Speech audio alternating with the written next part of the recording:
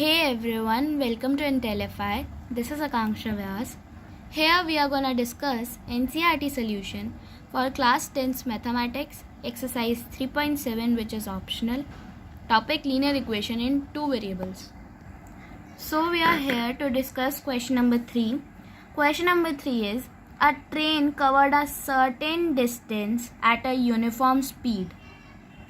If the train would have been 10 km per hour faster, it would have taken 2 hours less than the scheduled time. And if the train were slower by 10 km per hour, it would have taken 3 hours more than the scheduled time. Find the distance covered by the train. Now in the question, read the question very carefully. You need to find the distance covered by the train. You need to find only one thing. But your whole question, your whole situations are based upon the speed which the train had. And you are unknown about the speed, right? You don't know the distance, you don't know the speed, you only know the time, right? How would you find out the distance if you only know the time? Okay, and your whole question situations are based upon your uniform speed. So you have to let uniform speed as x. In my previous videos, I have always told you that find whatever the question is asking you. In this question, the question is not directly asking you to find out the speed, but all the information that they have given is on the basis of the speed. So when you will find the speed, only then you will be able to find out the distance. Okay. So that you can form an equation, you need a variable. So all your equation is based upon your speed. So I have let the uniform speed be x km per hour and the distance traveled by the train be y kilometers. Okay, this is what we are required to find out at the end.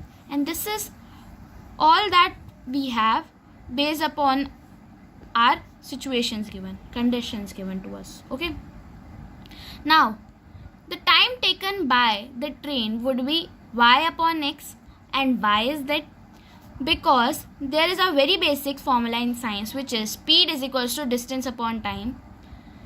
Now we have this distance, we have this speed, we have let it as variables, and we have time also that is given in the questions according to the situation. So we would write time is equals to distance upon speed. Okay, so time is where what I have written here, the time taken is equals to y upon x. Y is this the distance and the x is the speed.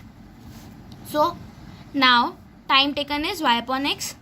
Now your first condition says if the speed would have been 10 km per hour faster, it would have taken 2 hours less. So whatever time, these times are in hour. First of all, these times is in hour. So if the speed would have been 10 km per hour more faster, the time would be less than the scheduled time. So this is your scheduled time. So 2 hours less than the scheduled time. So this is your equation number 1. First condition. And from there you would find out your equation number 1 by solving it further. I have moved all the variables on one side and left the constant on the other side. Now I have derived y's value. You can also do that. You leave all the x and y on one side and the constant value on the other side, but I find it very easy because this term was in the denominator. So I have moved it on the other side and y is equals to 2 by 10. I have done this because we also have y on the other side. I can derive y's value and then I would equate those two values so that I could eliminate any one variable, right? So now move on to the second condition, which was if the speed of the train was 10 km per hour less than the speed it was moving on, the time taken would have been 3 hours more than the scheduled time. This is your scheduled time, so 3 hours more means plus 3 hours, right? So speed minus 10 and time plus 3. These are the two things you would be doing according to the equation, according to the condition that you are given to form the equation. Now the same thing I have done here, which I did above, that I have left y on the one side and moved every other variable on the second side, because you would at last get all your variables value in the denominator. That's why I have moved it on the other side. Now I have y here and y here. These two y's are equal, right? So these values should also be equal. I can equate it by equating 1 and 2. Your 10 and 10 would get cancelled. Here is 2, here is 3. So this 2 would get multiplied by the whole this bracket, and in this side 3 would get multiplied by this whole bracket. Okay. So there you would get 2x square plus 2x is equals to 3x square minus 30x. Moving all the x square side on one side and xx side, only x side on the other side. So you would get 50x minus x square. This would be 3x minus 2x, so it would become x square plus x square, and moving on the other side this would become minus x square. And this is minus 30, here it would become positive 30, this would be 50x.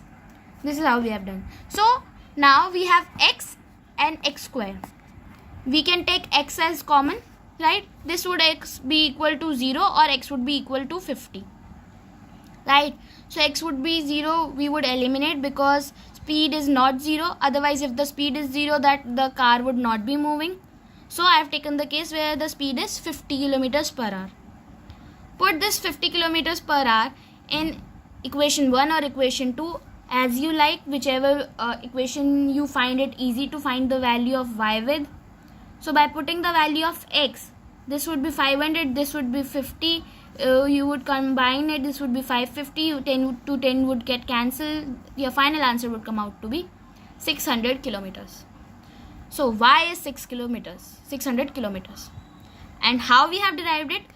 For deriving the value of y, we have first find out the value of x, and without x we haven't formed any of the equation that we have formed. Okay, so that's why in this question he has not asked us directly to find the speed of the train, but the speed of the train is all the basis of the question. That's why you need to find it and you need to let it as a variable. Thank you, and for the next video please watch the for the next question please watch the next video. Thank you. Bye bye.